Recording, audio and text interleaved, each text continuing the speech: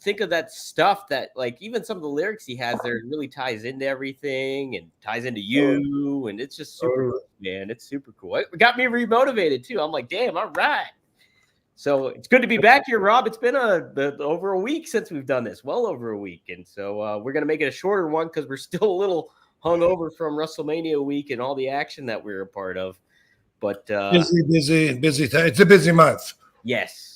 Super busy month. So yeah, hopefully I can keep my answers down to a reasonable amount of time and not have us here all night because I got a bunch of stuff to do. It's a short week at home, and then I'm out tomorrow to Detroit for Astronomicon. Damn, that's right. Somebody said in the chat here, I did see it. They're looking forward to seeing you this week. Where are they at? I want to give them a shout out here.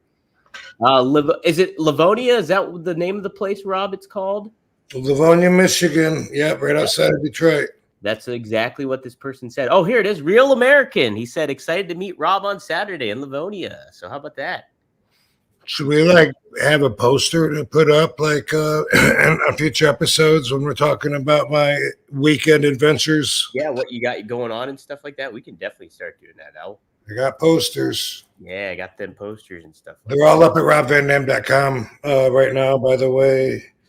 All the shows that I have posters for, not all the shows that I've booked at, but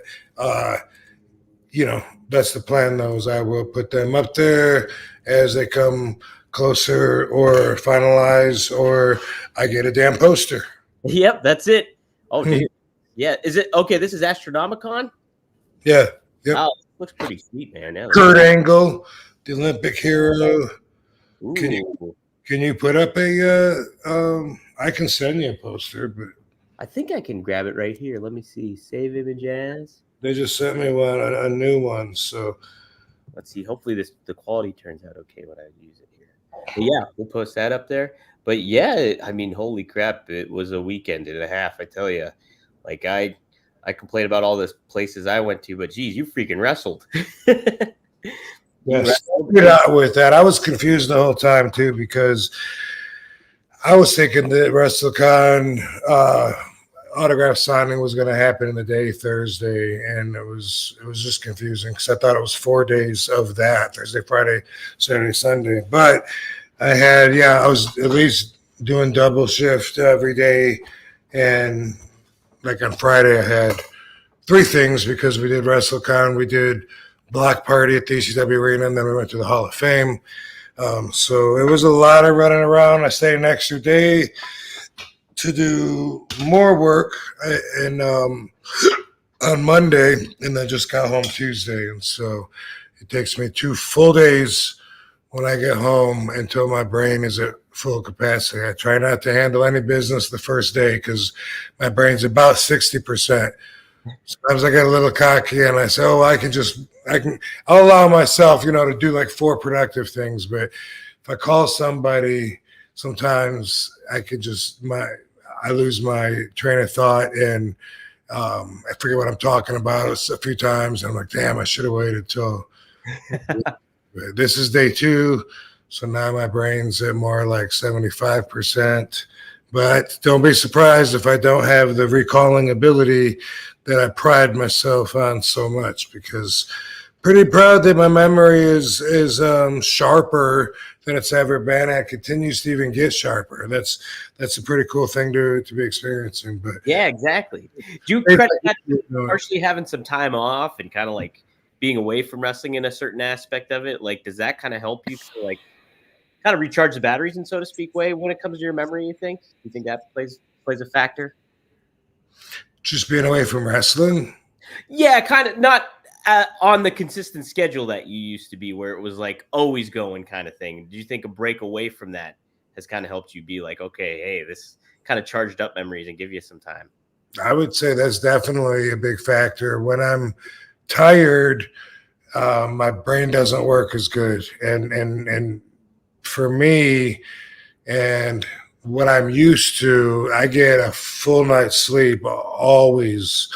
So for the majority of the people I talk to that seem to get 5-6 hours sleep, I can't do that because 8 is like a minimum for me. Sometimes me and Katie both go way over that. And so in the event that I only get a few hours sleep, 2-3 hours or whatever, that's how I'm going to notice it. Is my brain will be depleted of thoughts. It doesn't work as good. It's like it's running out of gas, and it happens. And this last week, I pushed myself like right to the limit. So on the end of the day, Monday, I felt like my brain literally like went to sleep. People were talking to me, and I was just like, I've got like boom, like right now. I said, this is it. You know, we were filming something, and I said, we got to do this one take. We got to call it quits. I cannot squeeze one more drop of effort out of me.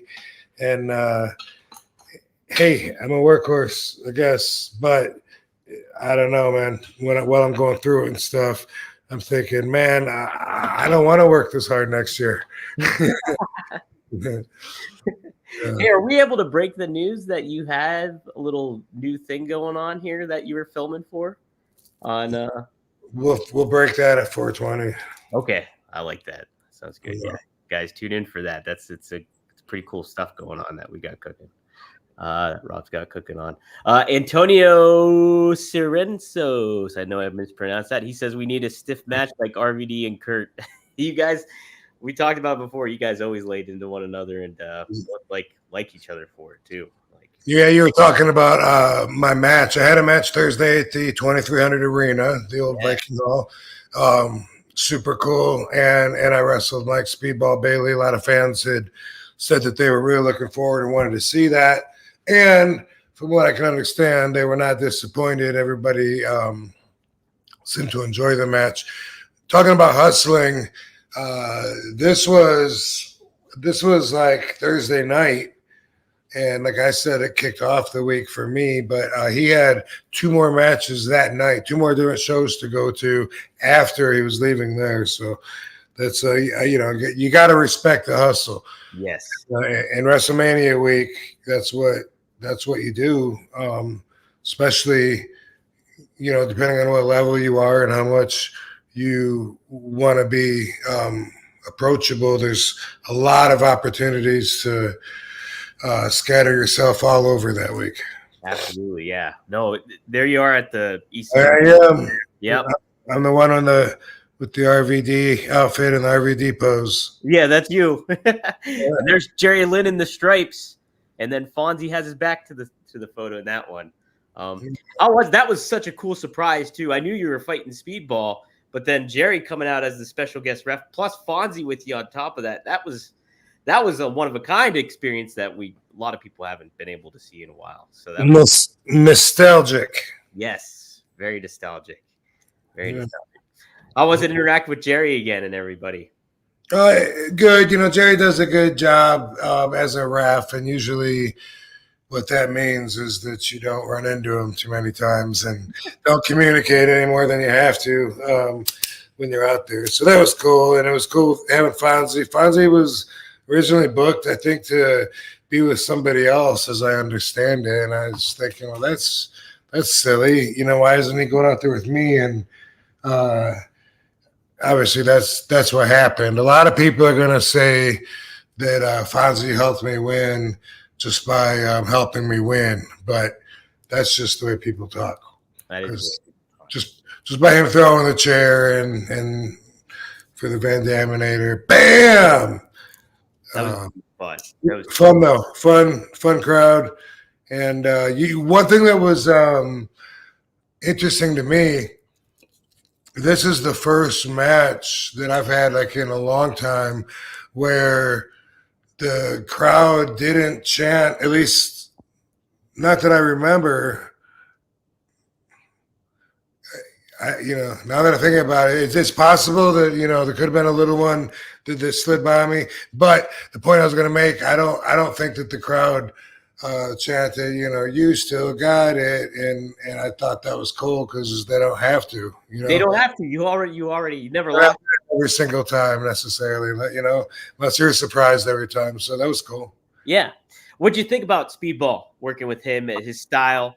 I thought he complimented you really well too, and that kind of almost you guys both like had a matter of respect, shaking hands and all that stuff. But he got a little underhanded at certain points there during that match too. But Yeah. There's a little confusion. First time we'd been in the ring together, and he's really good, and he does a lot of amazing moves. I see why the crowd likes him really well.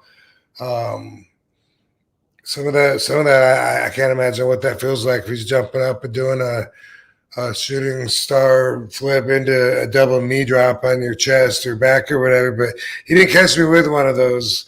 But I know that he does that, and that's amazing in itself. But very cool kid, and I would definitely like to work with him again.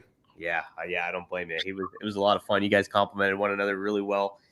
Just a fun event and atmosphere in there. The crowd, I mean, they were chanting RVD right off the bat. And then on top of it, too, like everybody's just super into it. And all that kind of unfolded. It was a nice, fun match, man. It was really, really well done. Hey, Seth does chime in. We back, baby, between Spotify and YouTube. It's like they want to make it impossible for independent artists to get a break. RVD, everyone wants to know, how do you rate Logan Paul's Mania Frog Splash? I rate it 4.5 stars. Did you happen to see his Frog Splash, Rob? No, I didn't see it. But I mean, if you're gonna give it 4.5, it's probably a 5 star. So you're probably being a little critical on it, But mine are also, by the way, not always the same. And this is one thing I pointed out here before, but it's funny to me that fans would not even consider the difference in the rings with something like that. Every time you have a match or you get in front of people, that one time is what you're going to get judged by. So if you only do a match every few months or something, like me sometimes it's every couple of weeks.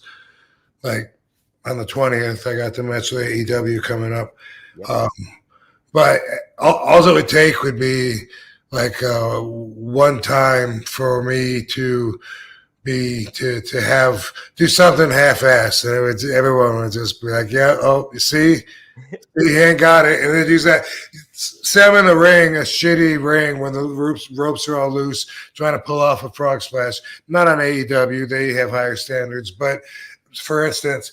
And then in the fan's mind, the basic thinker, they could use the footage of that and then compare it with something of a much higher caliber ring with someone that could or could not be doing and capable of doing a much better frog splash. But in the fan's mind, they would just see those together and see, here's the proof.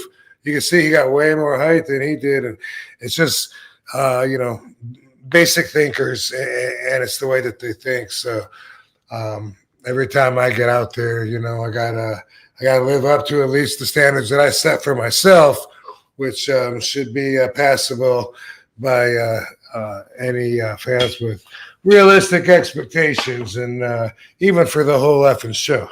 Right. And let's like you mentioned it too. You do it different ways, but you have your own style of delivering that frog splash. Same with Eddie Guerrero, he had his own thing. But then Logan Paul, his was really, he put his own spin on it too. And it was pretty neat to see.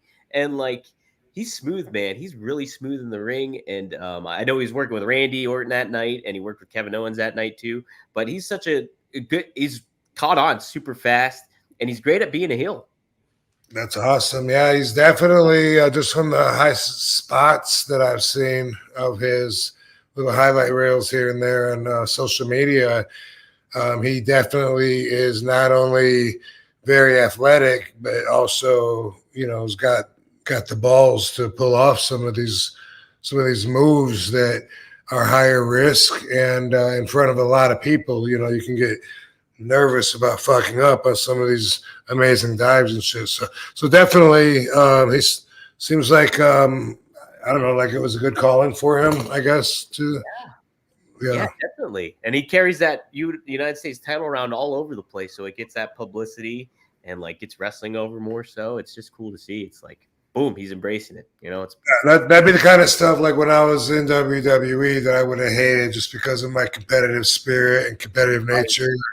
Anybody that was getting TV time that I wasn't, or getting more money than I was, or whatever, it just all seemed, unfair.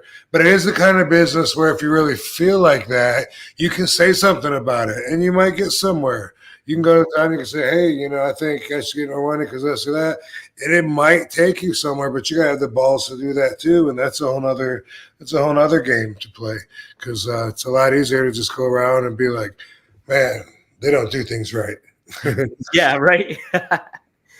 Was there apprehension when you first got to WWE to be like, all right, I'm just going to kind of like play it out, see how it goes? And then did you finally reach a point where it's like, you know what, I am going to speak up about something like this? Was that a certain motivation part, or did you kind of always have that mindset even going into WWE at the time? Well, for me, my very first, in 2001, when I signed the contract, my very first show, live event that I went to in Atlanta, and I worked Johnny Stramboli. Yep. Yeah, we had a match. And when I got paid for that very first match, I went right to the guy in charge of financing, because he was the guy that I met with before I signed the WWE contract, and that was JR. And so I went to him because he's the one that was telling me about the money I was going to make. And I'm like, what's this $500? I'm not a $500 wrestler. I said, I'll, add another zero on that. That's what I was making before I came here to WWF, like WTF, WWF. So you weren't afraid to speak up right away about stuff like that then. Right. But looking back at it, I definitely, could have kept doing that later on. But after a while, it seemed like part of me resented that I would have to, which is probably stupid, but that's how I felt, like kind of like, man, don't you see everyone out there with RVD signs? Don't you hear them screaming RVD? Because sometimes they made me feel like I didn't have the value that maybe I really did, or maybe I would have needed to feel like I did in order to have the balls to go in there and say, hey, I should get more money or something like that. I should get better treatment. Because sometimes, I swear, just sometimes all it would take in my head, and a lot of wrestlers will tell you, they do this on purpose, man. It's control.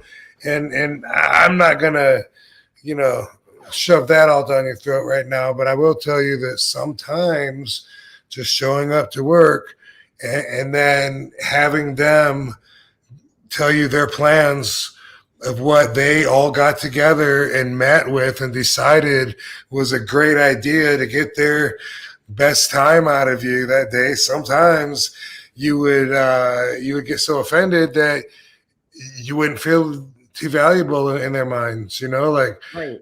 A lot of times it was promos. A lot of times it was putting over wrestlers that I did not think I should be putting over. A lot of times it was just feeling like I'm meat for somebody else to get over, or I'm just part of someone else's storyline tonight. And there was so much of that I personally was just like, they must not think very much of me or see in me what the fans see in me. And there probably is a lot of truth to that. And maybe that's why I'm on my couch right now. Maybe that is true, because maybe the guy in charge right now of talent could be of that state of mind. But either way, it never, ever let my ego feel so big that I thought I wasn't expendable. Right. You never would have heard me say, they got rid of me. They fired me. Can you believe that? I know, right? Never. I never felt like that was even possible. Yeah. Even though everyone had an RVD sign. Everybody. And they would always tell me, like, man, you got the loudest pops of the night in this town. That was something I would hear a lot. Probably not every wrestler gets to hear that kind of feedback, Sure, yeah. No. And during all of that, Sometimes it would just be like, hey, you're going up there with so-and-so, 4 minutes, put him over with his shitty finish. With this shitty finish. But no, that's cool that you were able to keep that in perspective a lot of the time, because you are a star, and like getting the reception that you would get like week in and week out from the crowds and everything like that had to be reassuring and stuff. But to be like, hey, I'm part of the system here, and anything could happen. The shoe could drop at any point. And it's great to have that perspective, because I guess, I mean, that's what worked for me. But if you look at some of the other guys, like I don't know, say CM Punk, that's been so vocal and doing the pipe bomb promos, and then leaving and doing all the promos, interviews, getting personal, saying they fired me on my wedding day because they wanted to stick it to me. Boom, boom, boom. Look at someone like that, what do? Give them the top fucking pay. You know what I mean? Yeah. Like, I'm just saying, for me, for my spirit, and it's great to have that universal perspective and know that in the big ocean of life, I'm merely a drop at best. I mean, that is important for me, for my inner balance.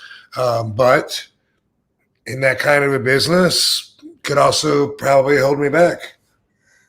Yeah, to an extent, I think. Yeah, there's certainly a balance, I think, to thinking in that way. A lot. What if I would have went when I was super over and ECW was there and said, "Boom, we need to be doing this, or I need to be getting this.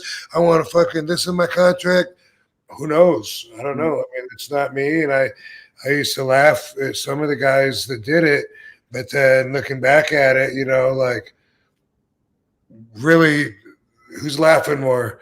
Me, because that's not the old school way of doing business. You should be good enough to earn your spot instead of demanding it in your contract.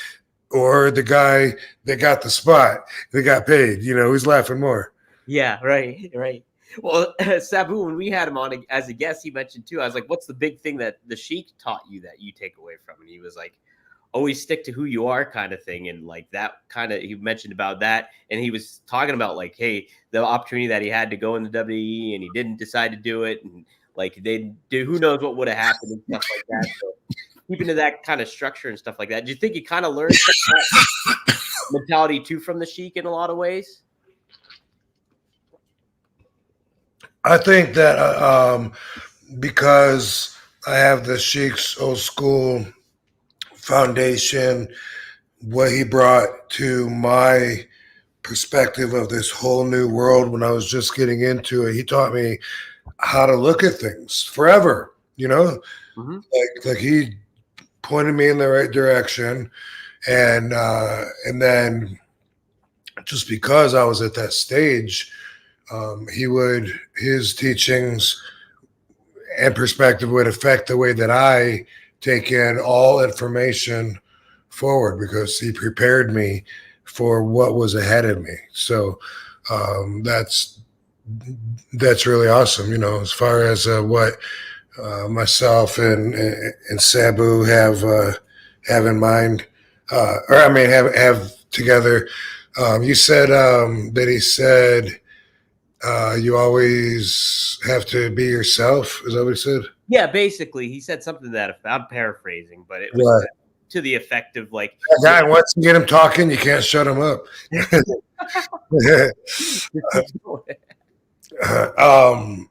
Yeah, I mean that's important for me as a person, So that's it. It's all perspective, Business wise, maybe not the best, but spirit wise, there's a lot of things, That's why people only know the image of me. That's what inspired them in their life, and a lot of people, since they only know the image of RVD, they would make decisions way different than I would. Same thing with Sabu or whatever, maybe they would say, man, RVD should have retired 10 years ago, and then he'd be, and then we would always think of him as being, but even think that's evidence that they don't know the real person, and to them, the image, the reputation, the way that other people see that person is way more important to them, of course, because they're not that person. Yeah. That person still has to go through his life every day and make decisions, on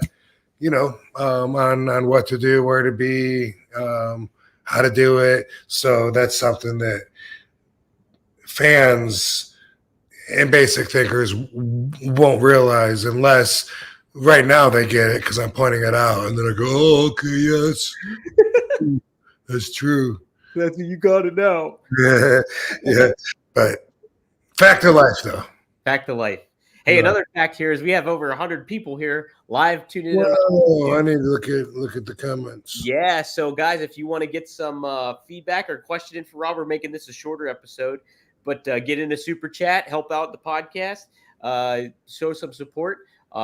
Speaking of support, we want to thank Get Blitzed for this week for being our sponsor, our weekly sponsor. Get Blitzed Lit Aid Nano Infused THC Syrup is a premium cannabis infused syrup formulated with nanotechnology for fast-acting effects.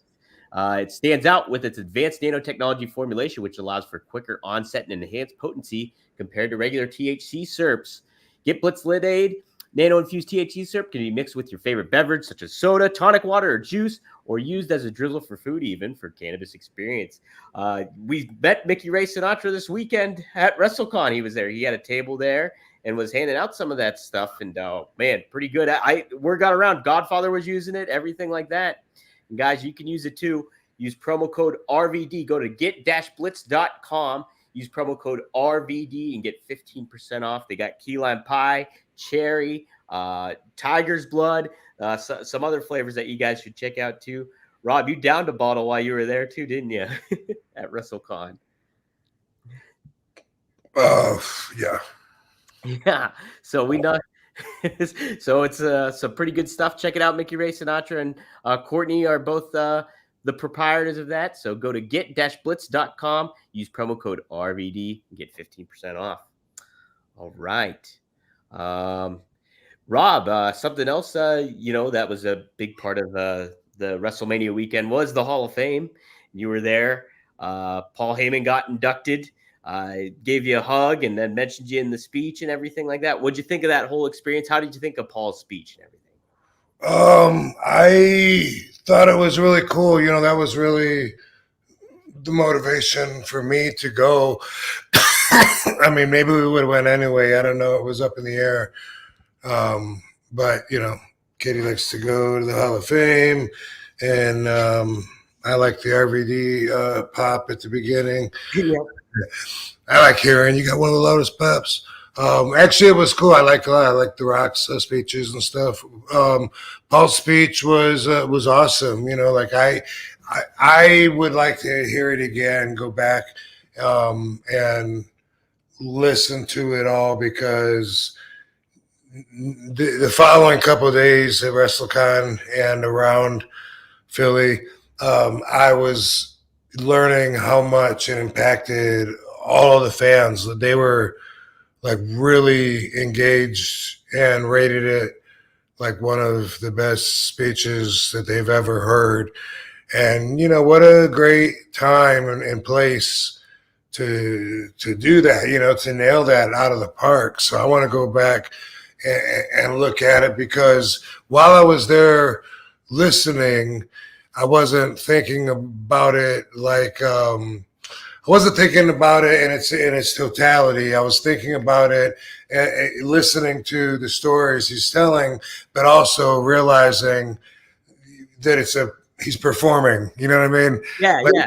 When he got the hat, put the hat on, I was like, okay. I mean, obviously he had like all of this worked out, which of course you would, but I was looking at it like that way, just like, wow, Paul really knows, the people, knows how to connect with people, knows what they like. I was looking at it that way, and I was right. And he connected with the people, but I wasn't as much, I guess, taking in all the content that they took in. So I want to hear it again. Yeah. Oh man. Like, I was up in the press box for it, and like all the stuff that he touched upon, he covered so many bases. Like, all his eras as like what he was from like, Paulie Dangerously to ECW to being the advocate to being the Wiseman to being a father. It was like hitting on all the points. It was emotional. He was using swear words all the time. I'm curious to go back and watch it too and see what they all bleeped out because he was saying some stuff. And yeah, it was really well done. And like, yeah, the takeaway after it, I was looking on social media and interacting with people throughout the rest of the weekend. Definitely considered one of the top Hall of Fame speeches there ever has been. So, Epic. Very much so. Very much. That word is used a lot, but I think when they talk about it in this manner, I think that's a good fit. I think that people are agreeing that his speech was epic. Like that's gonna stand out in time. Right. Oh my gosh, it definitely will. Yeah. All the shout outs he made to all the ECW guys, and then calling out some people too, like in the crowd from Triple H to, Cody to. What did he say about them? I don't know. So he was saying how he's a Paul Levesque guy. Like everybody says I'm a Paul Heyman guy. Right, yeah. Yeah. And he said, I'm a Paul Levesque guy. And he was talking about how he's Paul Levesque's bringing pro wrestling into the future and everything like that, basically, and saying that WWE is basically in good hands and stuff like that. So but I mean, okay, because I guess I heard that, but I was trying to hear something more than that because I thought that people were, and you too, I thought were saying like that he was shooting on Paul and made it sound like something maybe less than positive. I don't know. Oh no, he was like super positive about Triple H and all that stuff and what he's done. Yeah, and Stephanie too. And yeah, he covered a lot of ground. Who else did you get to interact with? I saw you chatting with Jimmy Hart down there a little bit because he was sitting in front of you, wasn't he? Yes, he was. Yeah, I love Jimmy. I see him. I see him quite a bit. He gets out, does a lot of these conventions that I'm at, so we see each other. Seems like at the Hall of Fame, it doesn't seem like and most people were just in passing. Sure. There wasn't. I don't know. It seems like a lot of times there's like rooms where a bunch of us are gathered waiting to get instructions when to go. Maybe it's because I was so late. Probably, by the time we were there, they were like, go. And we were like, where's the bathroom? Where's catering? Is that catering? And they're like, well, I guess you got time. Yeah. So maybe that's why. But I don't know who I saw that I don't see a lot. Did you get to see The Rock or interact with him at all? Or not at all. No? How about Kurt Angle? No, sir. Nope. Okay. Triple H? Oh, I shook his hand, him and Stephanie, that's all. Just walk by and hey, hello. Yeah, nice. Yeah, it's being in that kind of element and such a busy weekend. You even mentioned it too when you're at the conventions and stuff, how it's hard to get around and actually see people and stuff like that because you got your own line you're dealing with and your own business that you're doing too. So yeah, just like this last week at WrestleCon, I never made it upstairs, and that's where all the ECW guys were and stuff. But I'm there to do business, and I get a flat rate. So the people that bring me in, they have to fly me in, take care of my hotel, pay me, charge whatever they want to charge on everything, take care of all of that. And then if they do business right and it's a good thing for them, then they make money off of it, so I'm explaining that for anyone that's here. So really, even if I'm not signing and I'm just sitting at the table doing nothing, in the short term, hey, that'd be great for me. But I still like to see good business done. So where I see, like, hey, you guys are taking me away from the table too much. I should be here because I got a huge line here and you take me away from it and there's money, boom, boom, boom.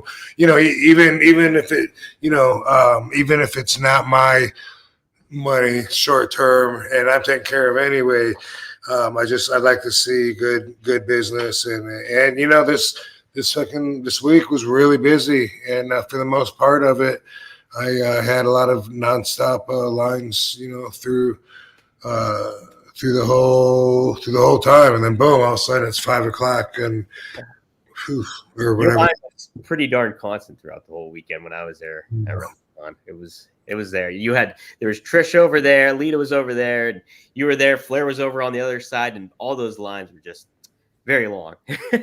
and because of what I just said to everybody and explain how it works, because I get paid a flat rate, and then it's up to the payer to try to make their money back off of me. Because of that, the deal might be different on what a ticket to get a picture with RVD might be. For instance, if you came to WrestleCon, man, they had to bring so much money. But that's what WrestleCon's all about. All the wrestlers are there.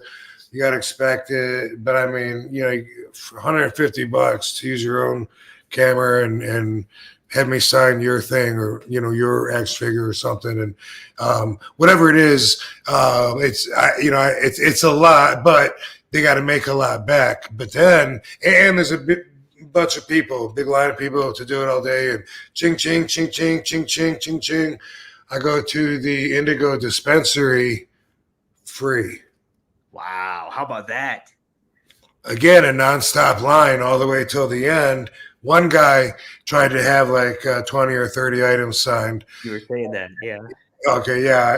And while they were kicking him out, he's looking at me like, Rob, they told me I could do this. I talked to him on the phone. They told me to promote it.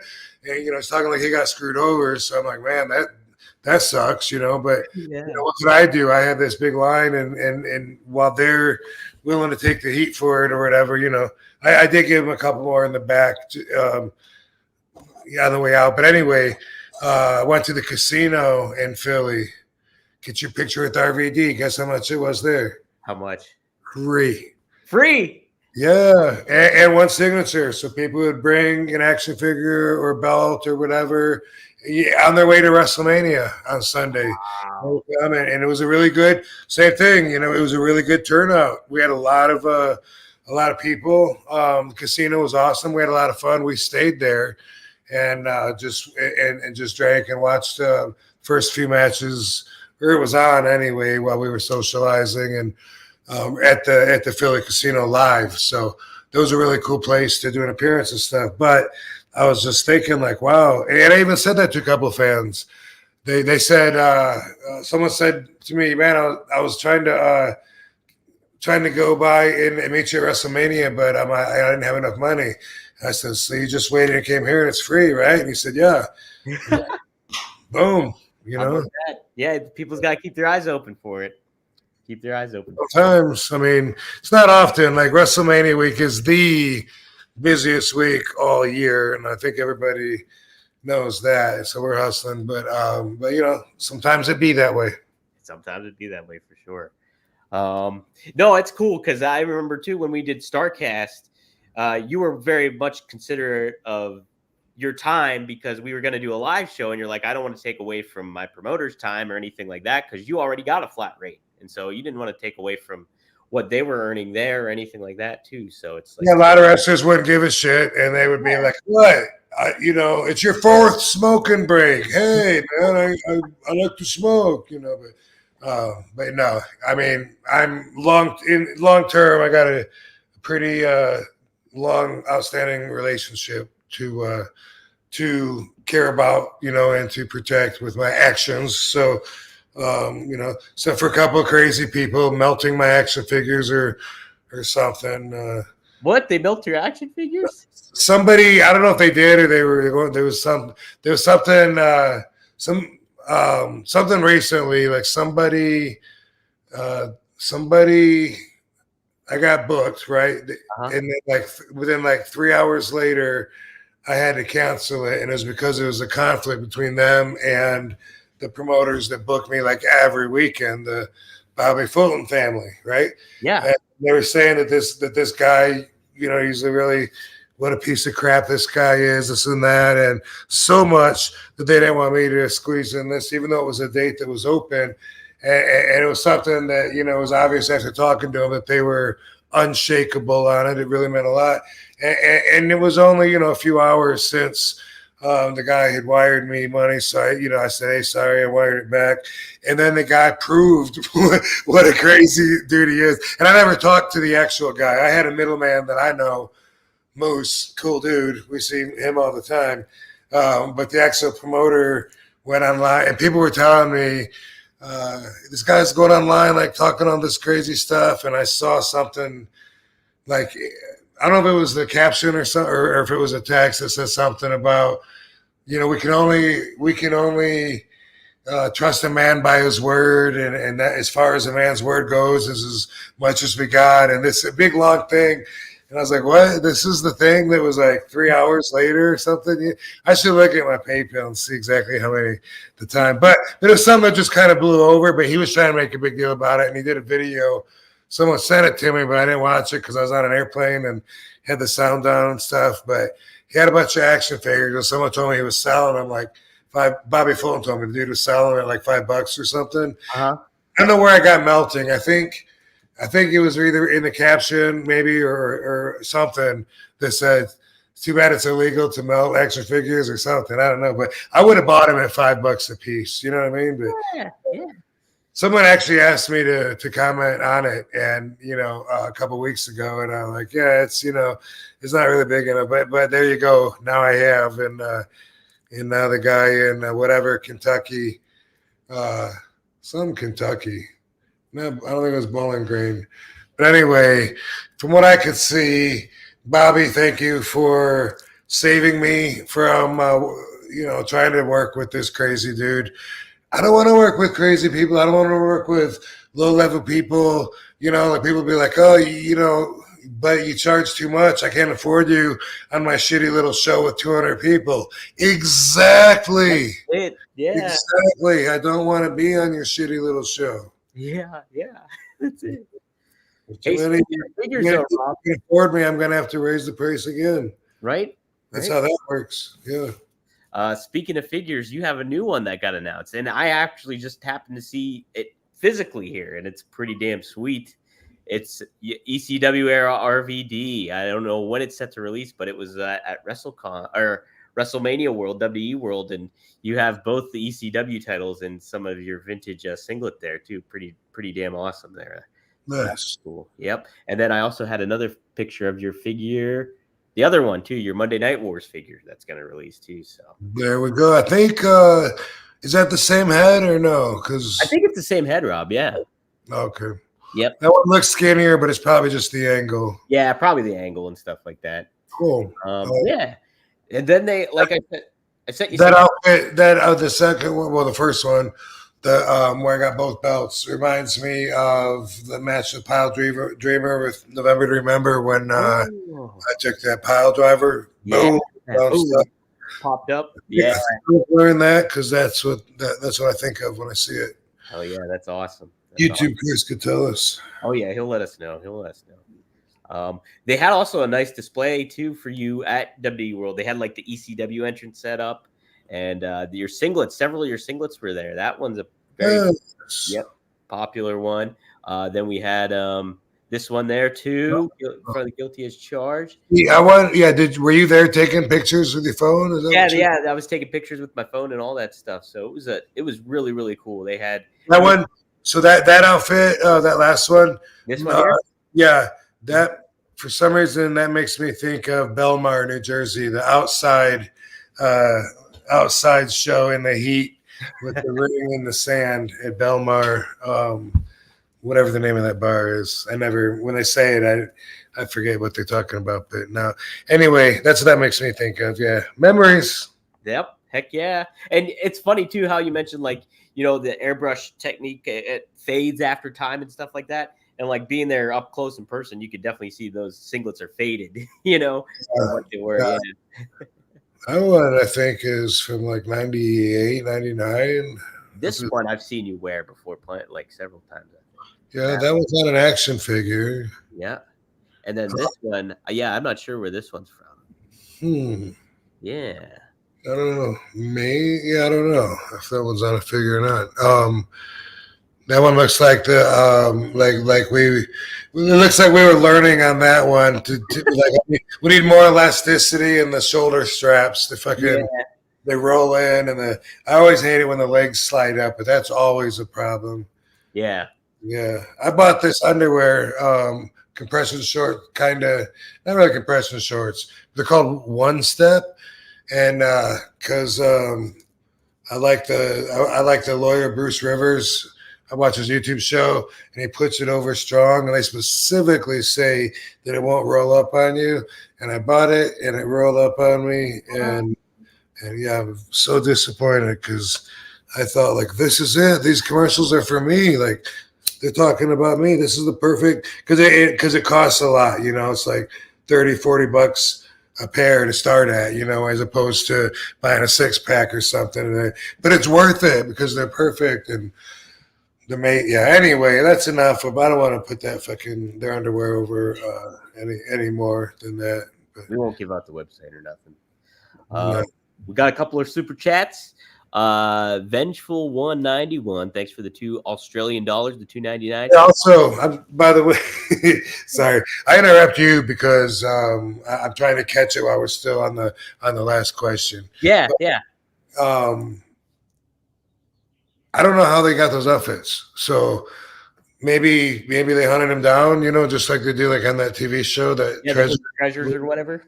Yeah, maybe they did something like that. Maybe they filmed it and I don't know about it. Maybe they'll show it or maybe they do some and don't film it. Like, I don't know why, but I didn't donate them or anything. And I was wondering too. I was like, did Rob give those to him or what exactly? How did that exactly work? Because they had those 3 there. And then if you notice too, Rob, let me pull that picture up just real quick again. Your bust is there too. You're doing the RVD thing. Did you do something for that, or did? I don't know. Yeah, like I really don't know. Yeah, I can't remember if I did or not. Yeah, that's. I thought that was pretty cool element. Is that the outfit that I wore at WrestleMania 18 and won the Intercontinental Champion from William Regal? No. No, okay. No, I just saw that one too, and no, it wasn't. You had the one you have was like a purple one. And I think it had like the dragon, obviously, but then it had like a red flame on it too, and stuff like that. It was different a little bit. Cool. Yep. Super chats. Let me pull those back up again. Vengeful 191. He said, "Did you get to interact with Al Snow or Shamrock?" I guess he means over WrestleMania weekend. I met Al during the weekend. I didn't see Shamrock, but I knew he was at the Hall of Fame. I happened to see him there. I only saw Ken Shamrock like across the way at Hall of Fame also. And I tried to get his attention just because I wanted to wave to him, but I didn't. We never made eye contact. Yeah. How about Al? Did you interact with Al at all or get to see him? No. No, but I feel like I might have seen him sometime over the week because I just remember saying, "Hi, Al Snow." I don't even know where, somewhere. Yeah. Did you hear? So Blue Meanie got married, like officially got married over the weekend. Oh, just now? Just during Meanie Mania, he got married. Oh, and, so at that bar he usually goes to, and Al Snow officiated the wedding. He was an ordained minister, apparently. Okay. He did that. I didn't know that. That's cool. Yeah, pretty neat stuff. Yeah. Nice. Who showed up? Better than Sinister Minister, I think. Yeah, you don't want that. You don't want Sinister Minister doing that stuff. Okay, another super chat. Mac West, thanks for the $3. He says, RVD, which martial arts did you study? What was your primary martial arts, Rob? So I didn't really have a primary art so much as a sport of kickboxing. So, and obviously I've told this many times over the hundreds and hundreds of years that I've been walking the planet, but so I got into kickboxing, and then from there I took a bunch of arts to supplement my kickboxing. Yeah. And with the kickboxing, we would do our stretches, learn our strikes and all that stuff, and we would spar.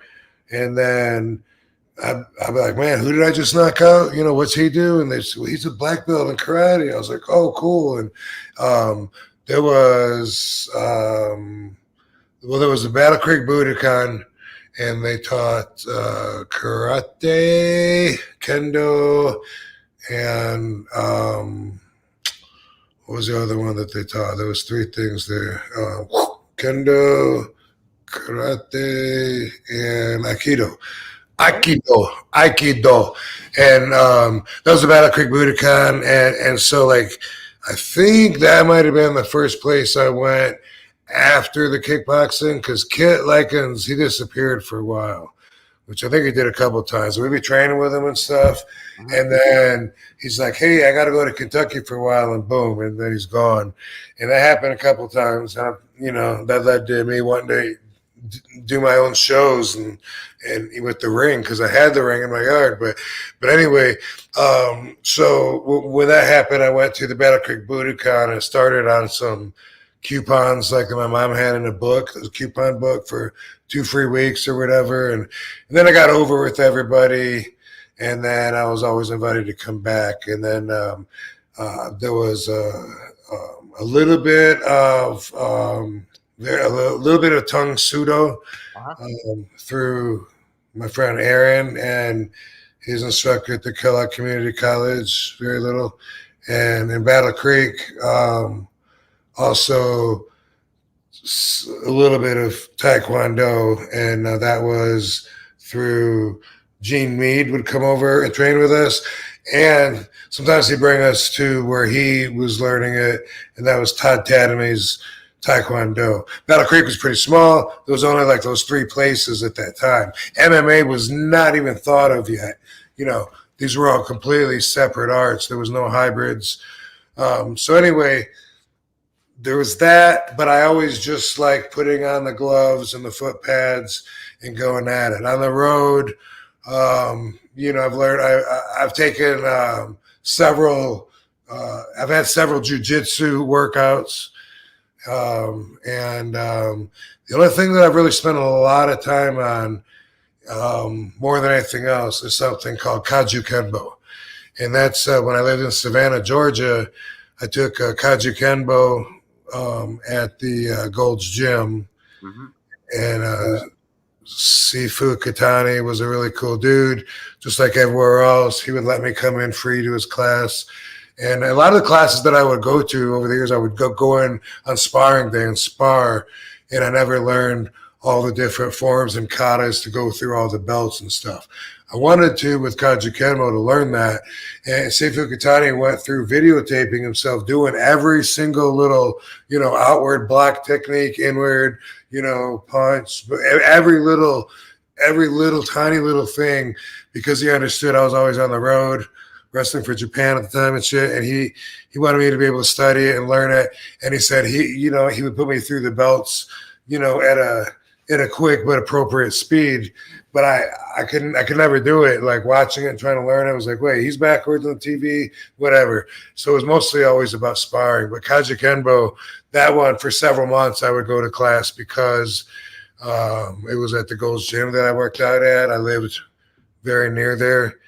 And that was 94, maybe 95.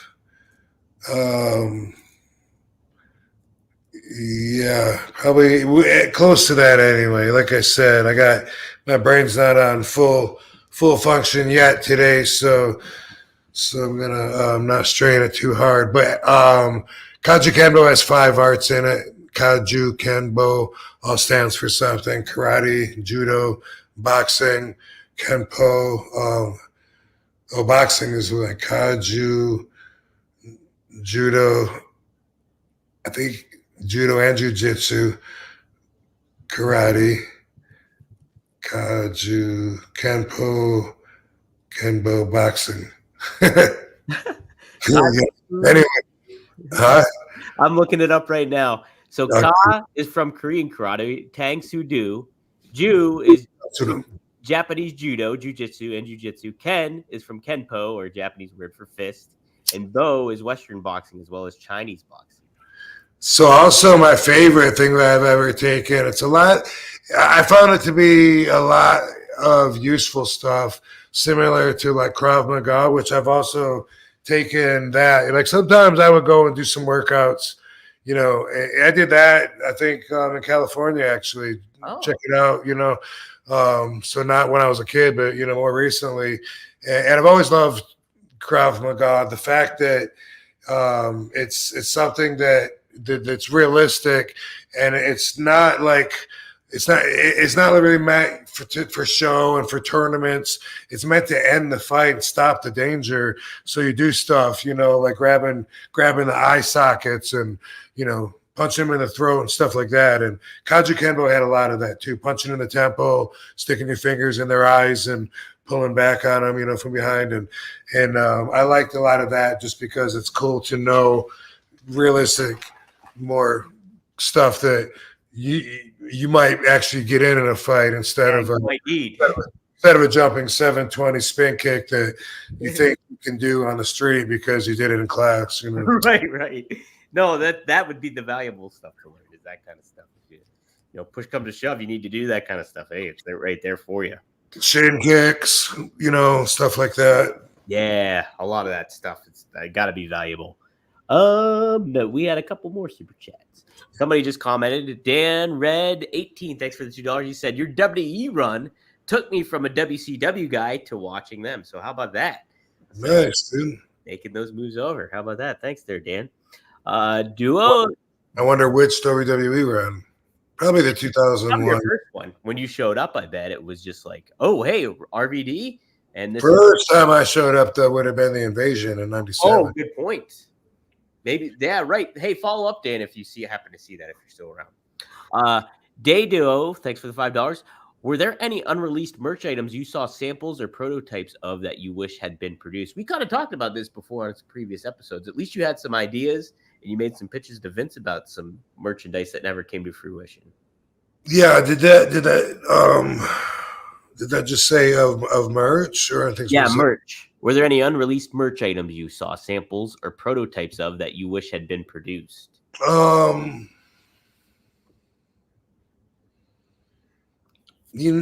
definitely had some in my head that didn't make it as far as, getting a prototype. Some of them that I did talk to Vince about. Some of them, I'm not sure if I brought it up or not. One of those was when I had the Money in the Bank briefcase. When I won it, it was a black fucking regular briefcase. And then we painted it. Joe Holland painted it, made it look badass.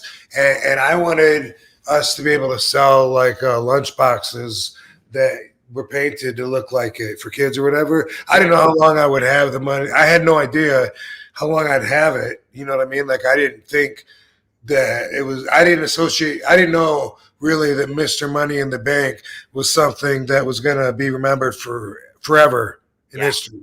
I really didn't understand that. In fact, I got the briefcase after the match and I went through Gorilla. Everyone was like, hey, good match. I'm used to that. But I tried to hand the briefcase back to Michael Hayes. He said, oh, no. Hey, brother, you keep that. I tried to hand it to someone else. They said, no, that's yours. I was like, what? They said, you got to carry that around with you. And I was like, I can't. I already have a carry-on bag. Like I was like frazzled because it was hard. It's hard to travel. You have it down to a system to where, okay, maybe, I can wear one less pair of socks and bring my toothbrush. You know what I mean? Like when you have it that packed and utilize, you can't just bring an extra fucking briefcase. So I used it as my carry-on and I opened it up. I put my underwear and my socks in there and stuff. And that was how I got around with it. But the lunchbox thing, I don't know. I can't say for sure if I talked to them or not about it. I know I talked to Vince about the Flintstone vitamin, WWE wrestlers, and he liked that idea. And the guy that knew the guy that worked at Bayer Aspirin, ended up saying that the whole deal was off, that the other guy screwed it up. One thing about prototypes, I remember like only things that were made.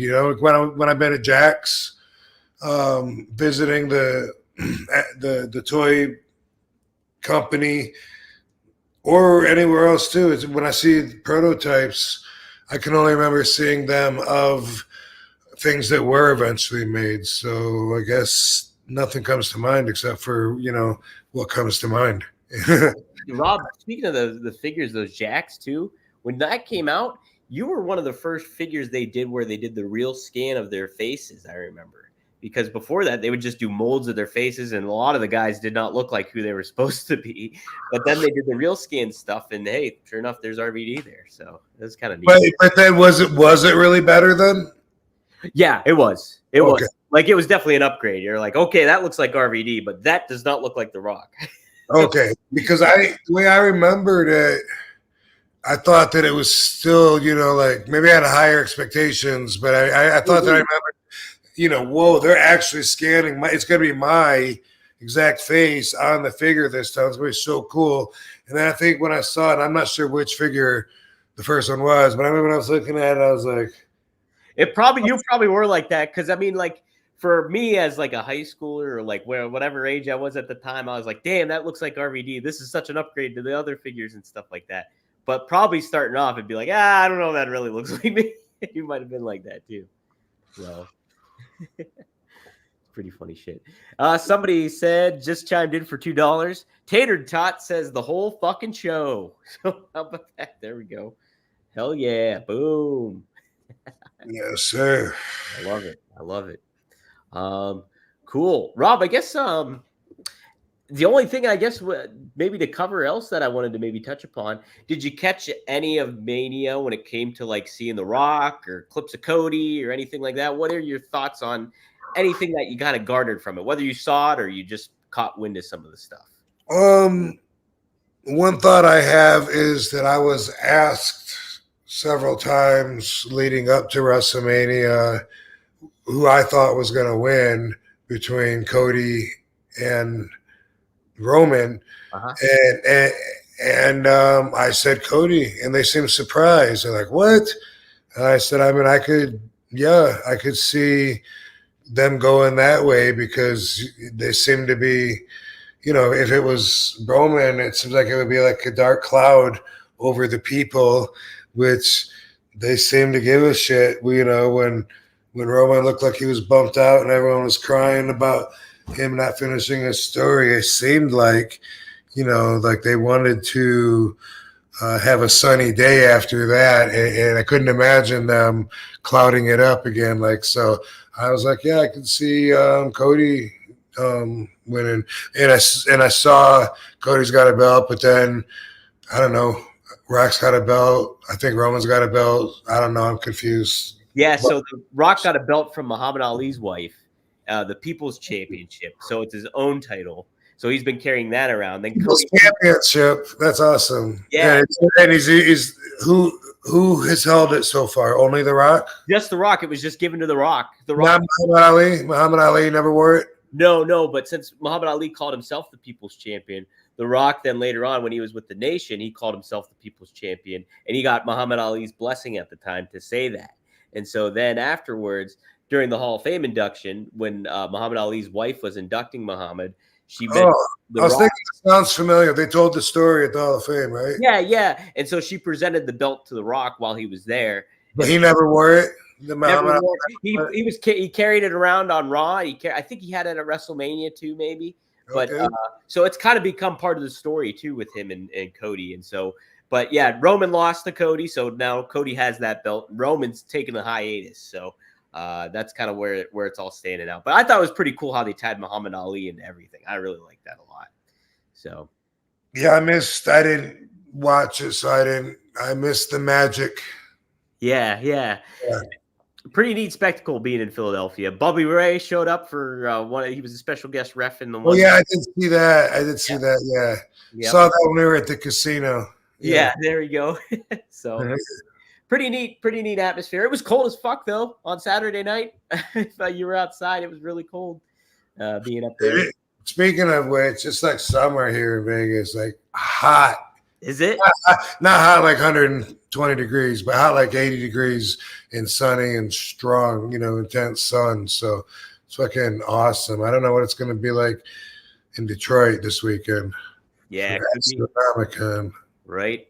Greg Gagne, he was saying up in Minnesota today that it was mid-50s, so maybe expect something like that. I don't know, coming up. But hopefully it's not too bad. Okay, couple more super chats, and then we'll close on out and get the heck out of Dodge. K-Man's New Zealand, $2. Thanks, man. Does RVD listen to Tupac? Do you listen to Tupac sometimes, RVD? I know your music taste always changes, and you're not big into it, but how about Tupac as a rapper? Yes, whenever I have to. There you go. There you go. It's funny that people that like him seem really, really passionate about him. And when I used to ride with Booker T would sing while he would play Tupac and he would sing to it. And that song, you always be the Black Queen, Mama. Yeah. Uh-huh. When Booker would sing that, I took that as if he really could relate to the lyrics and the song because, he lost his mama. And I always will probably think of Book when I hear certain songs because me and Book rode thousands of miles together, and that was part of the trip. He liked Tupac, and he would listen to it. Seems like at least once a day, if not more. In Philly, we had this crazy Uber driver that took us to New Jersey, and while Katie's in the front seat, and then I'm because she's doing her makeup in the mirror. I'm in the back, and Dee's next to me, and he kept saying, "Dude, do you want me to stop? So you can do your makeup?" She's like, "No, I got this." A few more blocks later, he kept saying, "I feel like I should stop. You're so beautiful. I don't want to mess you up." And she's like, "I'm good. I got it. Just I got it on the way." And a few blocks later, at first I just thought, and maybe he was just like hitting on her. I don't know. He's just like, he's like, I could just pull over. And he said, "You're so beautiful. I'm not used to seeing so many tattoos." And and she's like, looking back, and she's like, "I'm good." And right when I'm about to say something, like, because he's really starting to be annoying. Right when I'm about to say something, he goes, "You can smoke." Oh, okay, never mind. You're cool then. If you're gonna be like that, then all right, man. I fucking lit up my joint that I had, and I'm smoking it, and this motherfucker's playing Tupac. And then he's like looking at Katie, and he's like bobbing or whatever, and he sees, that I don't know what he sees, something that prompts him to turn it all the way up. What? All the way up. What? I hate loud music. Yeah. Always. I mean, I always talk about that I'm not musically inclined, which is true, but I also hate loud music. If you want me to meet you somewhere and you say this place is great, they got live music, I'm standing you up, bitch. I fucking hate it. I hate it. Especially when you're somewhere you're trying to talk, and you can't talk. But what? Never mind. I'll wait till this song is over. Anyway, the dude turns it all the way up, and then I'm like, dude, I had to give him the fucking, that's too much. Yeah. And so he turned it down like halfway, but it's really loud. And I was just like, if this motherfucker wasn't letting me smoke right now, he would have it. He would have it. So I guess I could put up with his annoying ass, but that was just too loud. But yeah, this guy was crazy. It took us all the way to the Monster Factory. We were filming shit that we'll be talking about soon. Soon. Yeah, good stuff. Something else I wanted to ask you too, real quick. I can't remember. It was that same shit though. And then he tells me too, like before he says that, he says he just lost his mama on Valentine's Day, and then cranks that song up, and it's like, what am I gonna do? Yeah. Yeah, that puts you in a hard predicament there. Yeah. I wonder what his rating was. If you're blaring music and you're talking all the time, it's like, one thing that I know is his car was a lot more trashed with fucking ashes and fucking sprinkled up pot and everything all over the back seat after I got out of it. I was like, he didn't know he was gonna have to fucking vacuum and shit. Yeah, you made the most of the experience at least. So there we go. Cool, Rob. I guess that'll do it.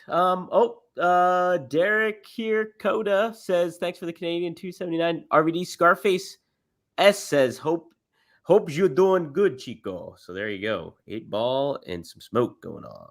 How about that? That's fucking that's awesome, dude. If that's the guy on Instagram. Oh, maybe. So entertaining because he can animate over people's mouths. And he did me like he's done, but it's in like he's done me with my voice, and he does the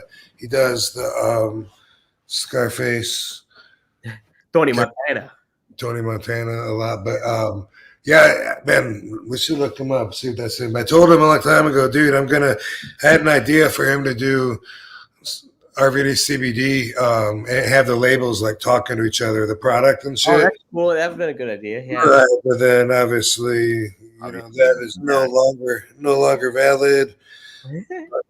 Dude, he's so fun. He's a comedian, and then he's got obviously some program and some know-how to do this animation, and it's so fun. It's Scarface Insta, so I don't. Oh, okay. No, that is him because it's Scar/Faces. Anyway, Junoman, I appreciate you, man. I appreciate you, Chico. Oh, we do have one more here. Let's see. Greg Jacobson, $1.99. Thank you, brother. What's your thoughts on the CM Punk video on AEW? Did you happen to see that, Rob? How are we going to not talk about that? Yeah. First off, do we release these like when we talk about this now? Because everyone's talking about it. I saw everyone's channel's talking about it. Right. Like, do we release these on a timely manner, or does this come out like 2 or 3 weeks later? No, what it would do is I'd release it on Monday. But if it's a time-sensitive thing, typically what I will do is I'll go in and clip it up, and then I'll put it up on YouTube earlier, so it's still time-sensitive, you know what I mean? So, like, for example, like this topic, I might clip up and put on YouTube.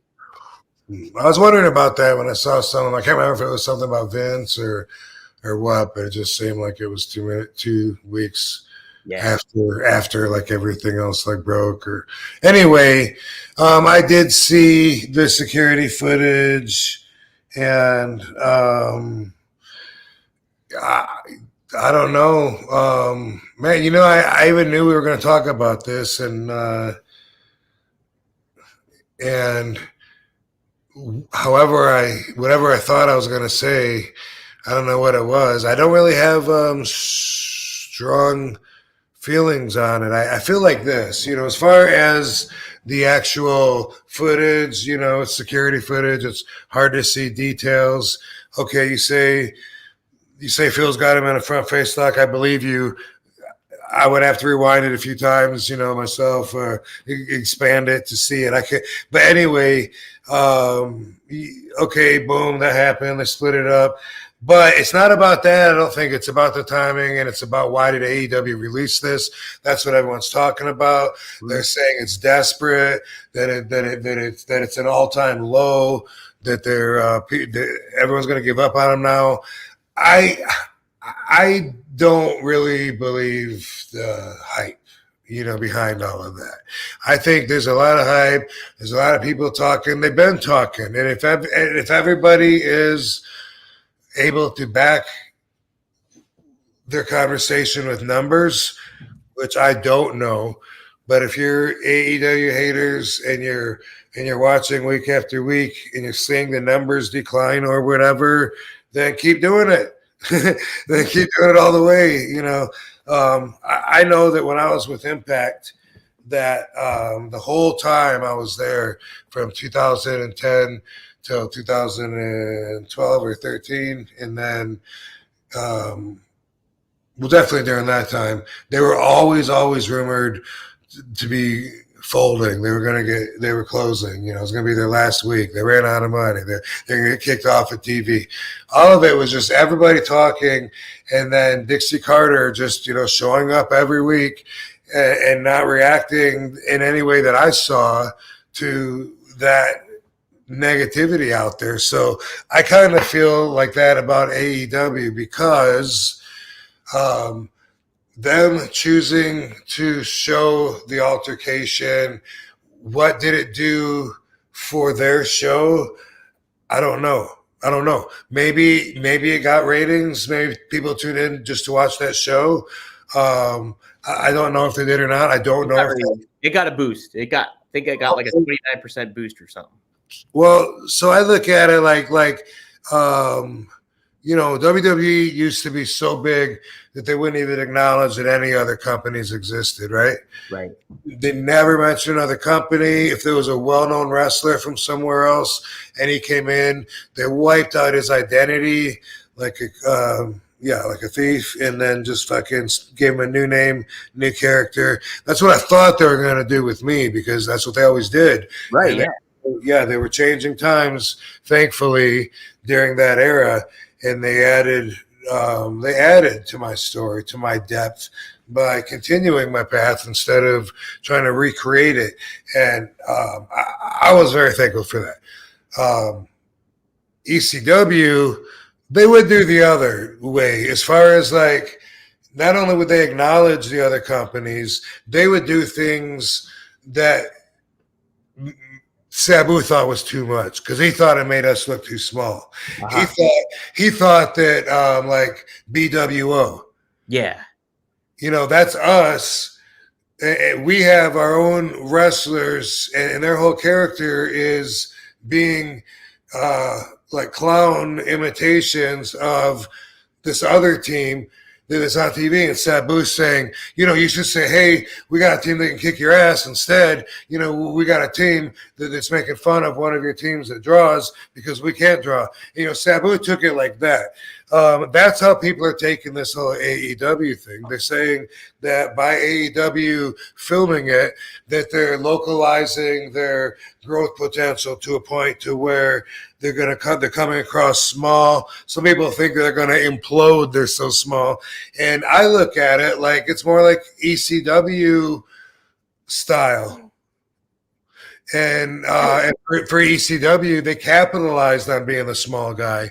And I get it. You know, if AEW, if they're trying to say, hey, we're big as hell, just like WWE, then maybe that's not going to be, conducive to that flow. But if we're AEW, we have our own identity, whatever, and we acknowledge that there's other wrestling companies, and we acknowledge, you know, what's going on on the internet that people know about, whatever, you know.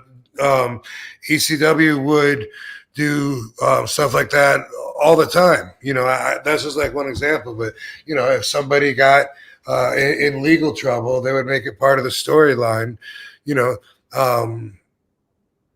That's how I take it. I take AEW just from a show writer's point of view. I take it like their style is and always has been more like ECW. So for that reason, I'm okay, even though I don't know why they showed it. Yeah. You know, and that's a good point. Like, I never looked at it from that perspective. Rob, literally before I got on with you, I wrote an article about the whole thing and gave my opinion and stuff like that.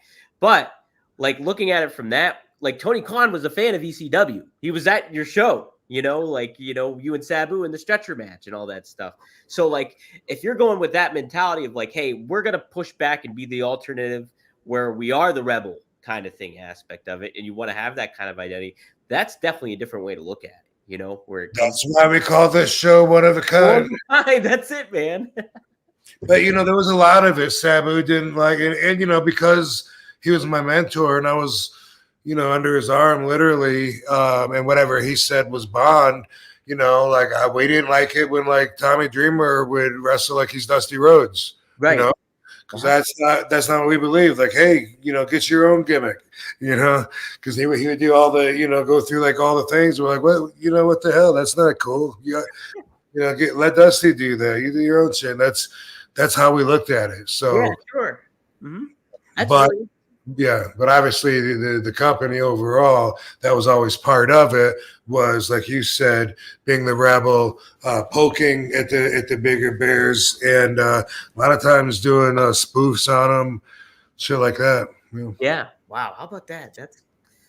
Man, you enlightened me here, Rob, tonight. I'm gonna have to make a couple edits, I think, on that article now. We had a couple more chime in. Tater Tot followed up. Will RVD ever have another match in WWE? He's with AEW right now, so we'll see. But that's it. That's somebody asking that. Yeah, I mean, I really don't know. I would totally be open to it. I don't know what it would take for that to happen. Yeah. So it's possible that it would take me picking up the phone and telling them that I want to do this in order to start the fire. And to ignite something. If that's what it would take, chances are next to nothing that it's going to happen, Yeah.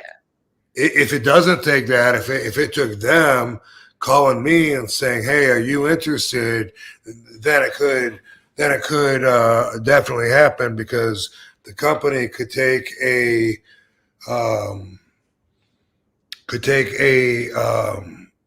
turn down a lot better than I could. Right. Yeah, and that's the thing too. It's like, hey, if they have a reason to bring you in, that's another added element to it. You know what I mean? Where it's just like, okay, like I'm not making the effort to do that kind of thing. Like you've got your own shit going on too. So if it so happens, so be it. That kind of thing. So be it. It's in 2014, after my 88 match run in 5 months, when I shouldn't have been there. They had nothing for me. I was just another body there to get the other guys over. At the end of it, when I finally did express my feelings, one of the things that stuck out in my mind was that the boss said, if you come back, which, that's next time you come back, if you do come back, that's up to you if you want to come back. If you do, then we'll make sure and have plans ahead of time. We'll know what we're doing the whole time, and we'll know who you're going to work with at each pay-per-view all the way until your way out. That happened, and there's not much that's happened since then that would throw that off of the table. But I kind of assume I'm the only one that remembers the exact wording of that conversation. And I don't think that it's because of that, but it could be. Maybe he really meant it. Maybe it would take me taking a chance of them turning me down in order for it to happen, in which case that wouldn't be healthy for anybody. No. Good. Well said, I think. All right. Last one here said, I cannot find the footage anymore without it edited out, but I remember after the promo on Triple H, I don't know which promo he's talking about, the camera catches your mouth, F you, and a smirk. Unsweet Teats, thanks for the $5. So probably during your feud with Triple H, I'd imagine at some point. But I have no idea what he's kind of talking about here. I don't know, but it sounds like stuff like that could be why my 2014 run sucks so bad. Same boss, by the way, that told me that. Yeah, there you go. Then we just had a couple of shout outs. Thanks, guys, for the super chats. Loved it for 20 years, man. Cheers for being you. Thank you, Great White Sharpie. So thank you, dude. The one thing that did happen since those words were said is that in some recent year, I did tell Johnny Ace that I was available for a Royal Rumble. And they didn't act upon that. And, that's insulting enough. That's as far as I want to go. Yeah, but that he did, I don't know. I mean, he didn't say, make of it what you will. Yes. And Johnny Ace no longer there. So maybe the landscape's changed quite a bit. Maybe it's still changing. Maybe it's still changing. Command says from New Zealand, thanks for the $2. RVD deserved a Hall of Fame speech to a seated crowd. I was thinking about that today, Rob, because I was looking at Hall of Fame. I wanted to get a good picture of you and Paul together. And seeing your Hall of Fame, it was like, oh, it's during the COVID era. Did you kind of wish that you had people there, like more people there? Of course, dude. Yeah. Mm-hmm. Of course, man. It sucked doing it in front of an empty arena. And it sucked as far as let me put it this way. When I was a little kid in Battle Creek, when you get to high school, maybe you start in junior high, I think in 7th or 8th grade, you start selling M&Ms and shit. Why? You're raising money for the seniors class trip. The seniors go on a really cool trip every year, and everybody is raising money for that from 7th grade up. So you do it in 7th grade, you do it in 8th grade, going door to door in your neighborhood like an idiot, fucking begging for money, soliciting chocolate and sugar. And anyway, you do it because one day it'll be your turn. You hear them talk about how fun the trips are, amazing time. You can't wait. You're going to go to the Bahamas on a cruise ship. 11th grade, you sell the fucking peanuts, and then you know what they do? They stop having the senior trips. Oh, jeez, yeah. Because guess what? Students were drinking on the boat because it was legal at 18 in the Bahamas. All those years, and then when I get there, like, what the fuck did I sell all my M&Ms for? You know what I sold them for? A day trip to Cedar fucking Point. No, not Cedar Point. Oh, yep. So Cedar Point. So for 6 years for that. So, yeah, that's a kick in the balls. A lot of people don't even remember my Hall of Fame thing. They still want to see me get inducted or something. And they told us, not only was it in front of nobody, but they told us to go 3 minutes.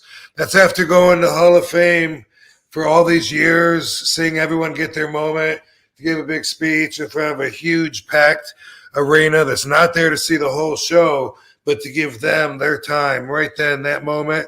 Boom. Instead, I got an audio track. So every time I say something, up and down the roads to fucking Florida and back, they go.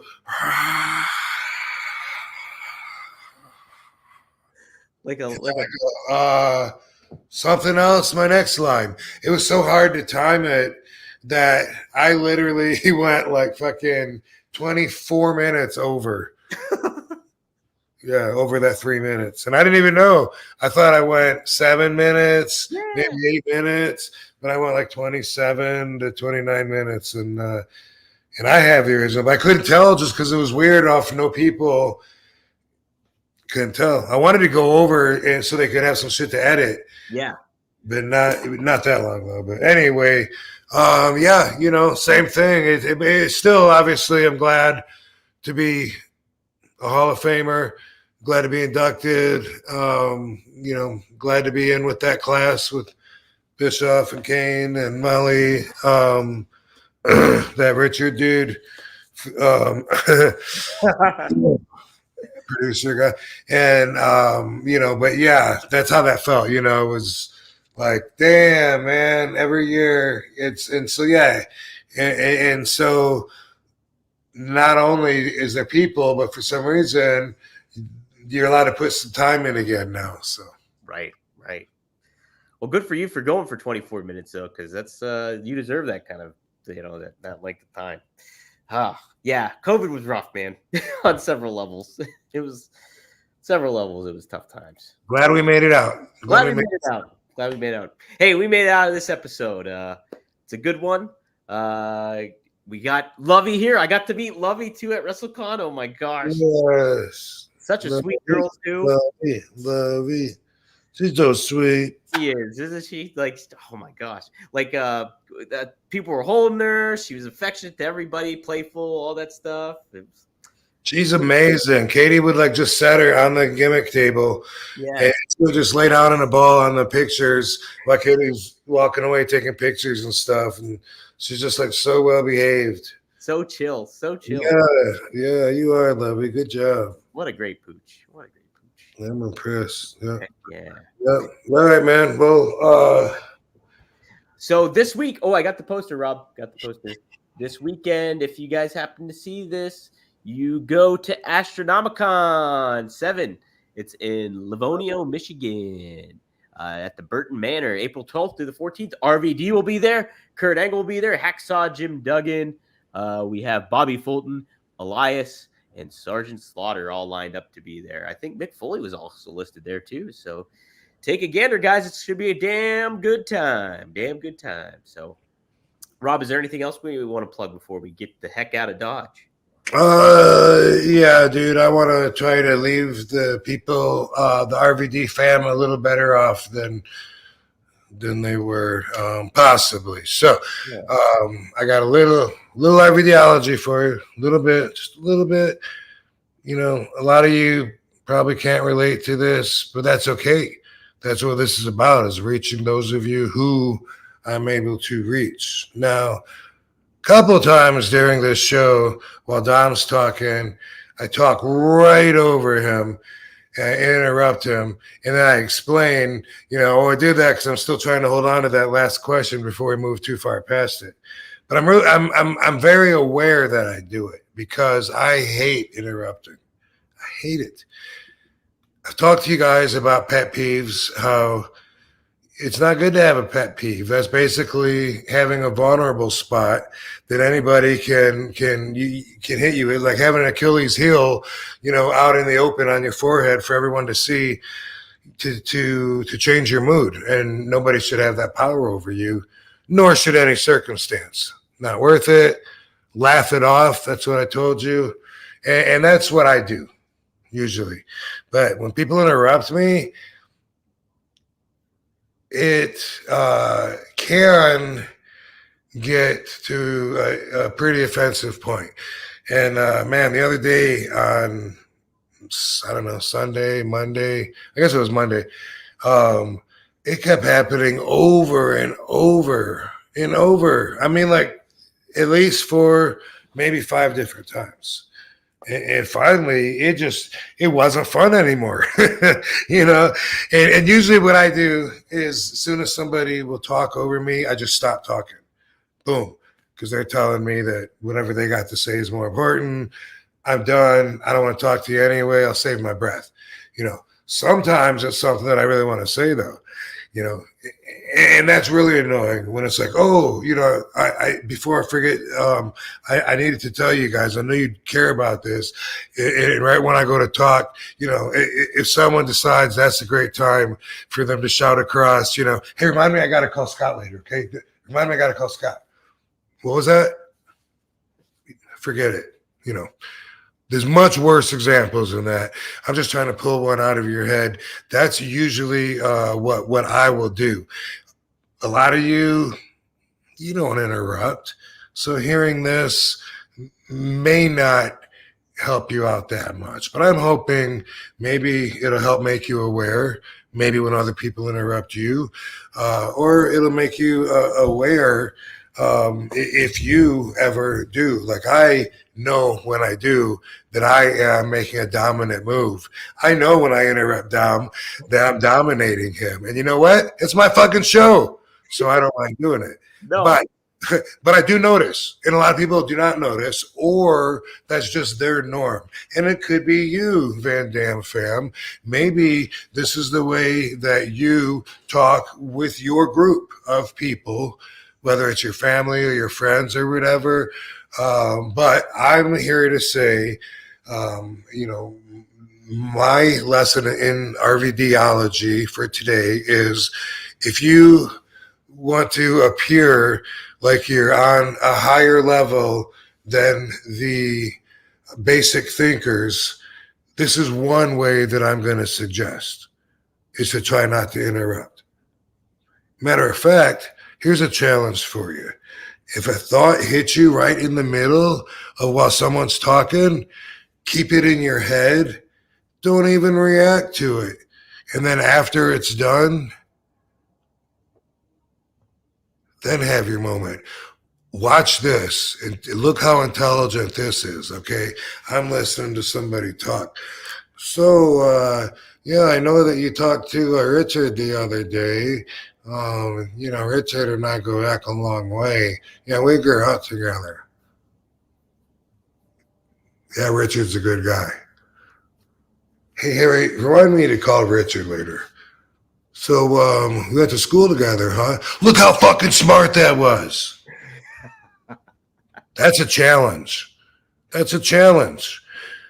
I know if I don't interrupt, I know even if I'm listening to someone, I go, oh, because I'm being dramatic on purpose, because that's the situation. That's why I say it might be in your norm for you to talk over each other, but to be in that competitive form of energy exchange is not only an unhealthy society, it will keep you from growing outside of the basic thinker level. So try not to interrupt. And if you have to, because you find, hey, where I'm at, you don't get heard unless you scream over everybody. Okay, don't invite me over for dinner if that's your family. Don't try and smoke a joint with me if that's you and your people, because that is not only so fucking annoying, but you know what the flaw is with that? If that's the way that we all act, right, is that we all scream over each other and the loudest one is the one that gets heard. Listen to what I just said, and how fucking stupid are we? Because the loudest one is the one who gets heard. Is the loudest one always the smartest one? Fuck no. Usually quite the opposite. That's why that motherfucker's interrupting. So, for me, after it happened like 4 or 5 times, and one person even said this to me the other day. They even said, they were explaining boom, boom, boom, boom, and they said, what are your thoughts? And as soon as I started talking, they said, also, we can do boom, boom, boom, boom. I was offended at that point. You asked me what my thoughts are, and then you don't even fucking let me say that. Obviously, he didn't really mean, what are your thoughts? Looking back at it, he did not mean that question. He wasn't sincere with it. I took it as if he wanted to hear my thoughts. So then I'm like, look, everyone's word is more important than mine. All of a sudden I start, really doing this inner study. So that's my ego saying and admitting that what I say, my words, are only important to me, not to everybody else. So there's a devaluation right there that you got to deal with. If that's the truth, then you look at it and you're like, wow, like my ego is so big that I think that my words are important or something. And, I do think that. And I'm not saying like I'm Yoda, but can you imagine when Yoda talks, if Yoda's like, learn the force you must. I can't do the voice. Learn the force you must. In order, if someone said, oh man, I'm hungry, I gotta get a cheeseburger when we're done. I'm sorry, what's up, Yoda? What? You know, and I'm not saying that every time I say something, it should get the attention of a presidential address or a world leader fucking speech or anything, but it could mean more than this fucking goofball that's interrupting me to scream that he's got to remember to fucking turn his Nintendo off when he gets home or whatever the fuck he had to say. So I always get offended by it. Sometimes not as bad as others. It's always circumstantial. And within me, you know, I think that, like I said, maybe that's an ego thing. Maybe it's just like when someone interrupts, I got to look at it like, you know what? Within this environment with these people, my word doesn't mean that much. So what I have to say, even though they just asked me a question and we're doing an interview, you know, my question, my information that I have to say that I think is important isn't to them. So either suck it up and eat the devaluation or be around a different set of people, you know, if that's what you need. But I do interrupt sometimes. When I do, I'm aware of it. You know, usually if I do it, I know I'm being rude, and then I apologize, and then or I'll explain why I did it. But I know that I'm being a dick, and that I'm being rude when I talk over someone. So even if I did mean to do it, I'll say, sorry, I didn't mean to interrupt you. Of course I meant to interrupt you. But some people don't even fucking notice, and so they'll talk over me, and so I stop talking. Sometimes they won't notice at all, and then they'll just keep on talking. And you know what? That's proof that they didn't give a fuck what I was saying. So whether you're on my end of that and you're trying to learn how to deal with being interrupted, maybe you can learn something from this. If you're the other person that's interrupting everybody and you want to at least appear to be another level above, you get this one down. I'll give you another one next week. How to appear to be a level above the basic thinkers and interrupting people to spit out what you got to say because time is of the essence is not the way to do it. So says RVology 101. Biatch. I like it. So I got to lay out a little bit more. And then, I'm so used to having the broadcast DJ mentality where it's like no dead air kind of thing. So if there's like moments of that stuff, it's like, all right, I'll be a little more cognizant of it. You know, it's the worst when you're on the air because there's shows where that's what they do with Five On, like Man Cow, right? When I was on Man Cow, they would have like 5 guests on there, and you're supposed to, you know, that's the one that gets heard is the one that talks. Oh yeah, well I did the same thing when I was in 2nd grade.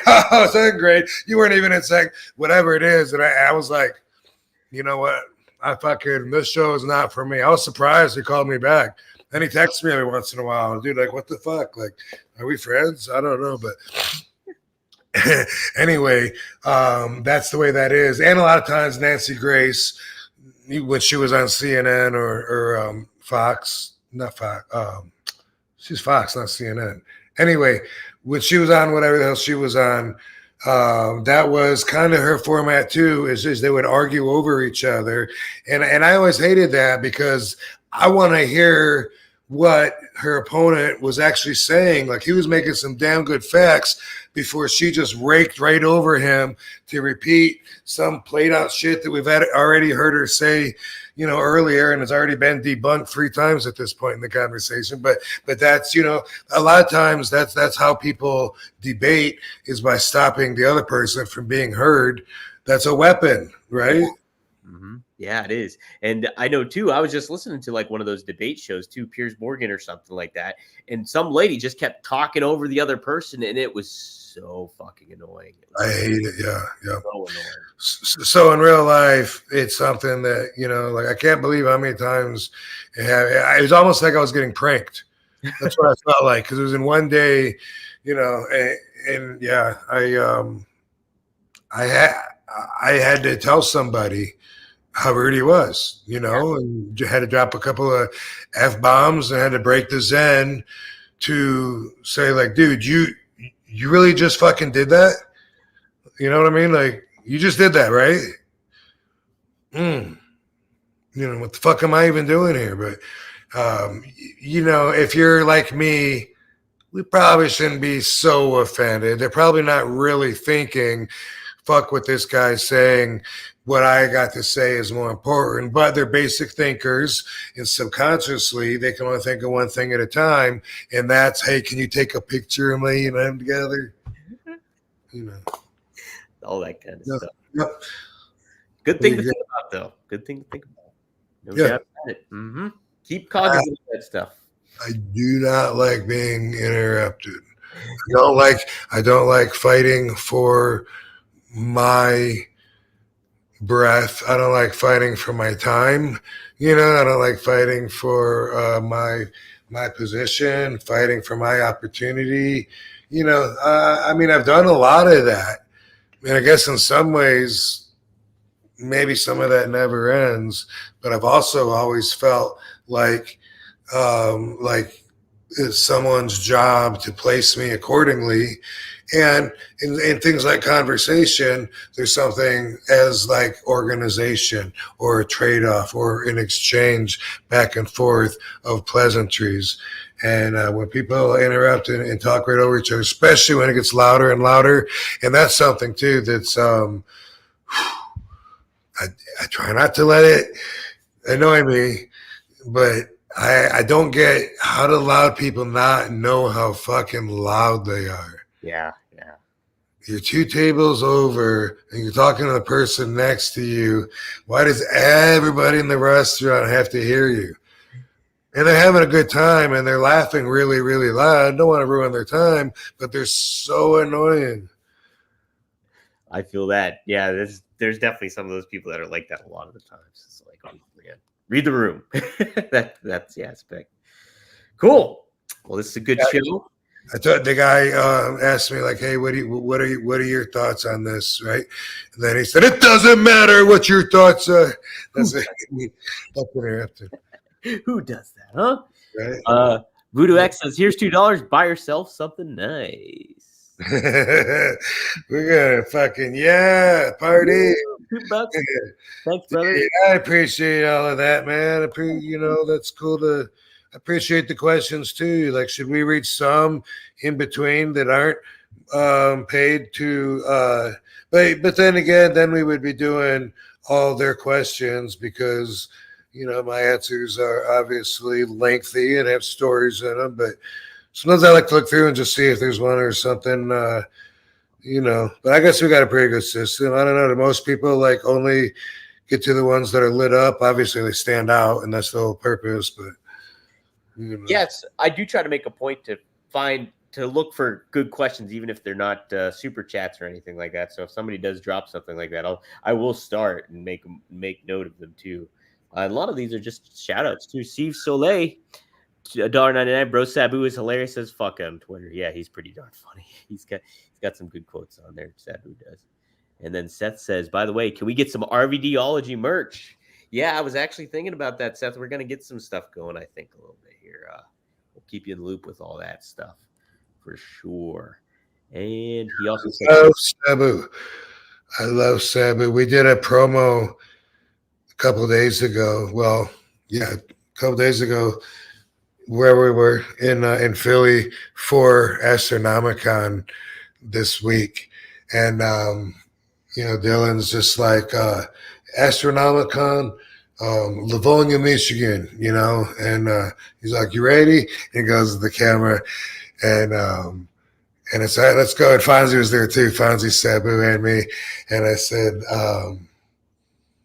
boom, next weekend, Sabu. I know you're so excited about going to Livonia, Michigan, Astronomicon. It's all he talks about, man. I can't shut him up. And he started laughing when I said that. And then I started laughing. And then I thought we were going to cut but instead I just said a couple words laughing anyway. And we just Band-Aided it and just like kept on going. But I think I want to see the take because it's probably going to be funny to see just because you see Sabu shoot laughing when I say I can't shut him up. Can't shut him up about Astronomicon. All he does is talk and talk and talk. Just keeps on going.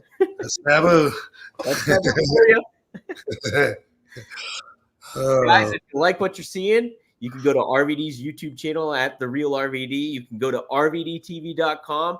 New episodes drop every Monday at 4:20 p.m. We got good clips on there. We got a lot of different stuff happening on there. We got Speedball Mike Bailey's match with RVD up there. What? From the fans' perspective, I filmed the whole thing, so take a look there. I also dropped an interview I got to do with Rey Mysterio talking about Rob and tagging with Rob. So nice. Take a look at that. That's really cool. We talk about Rob for, how much it meant to him to tag with you. So it was really, really cool. So take a look. I love Ray. He's awesome, dude. He was just one of those guys that, like, I don't know, when I see him, I don't want to say he lights the room up, but the energy comes up, and it's Ray, and he always says Rob, and it's just something stupid that we do. But genuinely, like, I love that guy, and I feel his energy, love vibes come off of him. And there's certain people that are like that, and even though, like, we work together quite a bit, but even we've always been like that. It seems like anyway, though. I was gonna say we've only worked against each other once, but we tagged a lot. Obviously, we were the tag team partners, tag team champions. Yep. Right. Yeah. Yep. Mm-hmm. Sure. I know the action figure has the belts on him. Right, the two pack there. So Tupac Shakur. Tupac Shakur. Booker T's favorite. Mama. Yes, sir. That Uber guy's favorite also. It blurs that music. Don't blur music. Don't interrupt people, guys. Dude, when you're in the front, if you've never been in the back seat of your car, then they maybe don't know this, but like I'm always telling, like, Katie, because to me, like, if someone's in the back, first off, I don't even like the music, but when it's so loud that there can be no conversation, then I think it could be rude. It's definitely direct. You're taking control, saying nobody's allowed to talk because I got this music. Even though I've heard this song since I'm 7 years old, I'm turning this, fucking super loud so nobody can talk. But when you're in the back seat, the speakers are very close to your head. And not everybody knows that if they've never been in the back seat. But usually they're right here on this thing, or they're back here on the gimmick that goes back. But they're very close to your head. So if you're in the front seat and you have it on the radio, unless you have it balanced special so that the front is taking a lot more of the blow because you went through the balance yourself and manually set it up that way, unless you did that, it's way, way louder back there. So, like, people always, like, my whole life, I've known that. People be driving, and they're talking, and I'm in the passenger, and I can barely hear them. And then they're asking something in the back. Blah, blah, blah. Blah, blah. Hey, do you got to pee? Or whatever. And it's like, they can't hear it because you have the fucking radio blasting in their ears.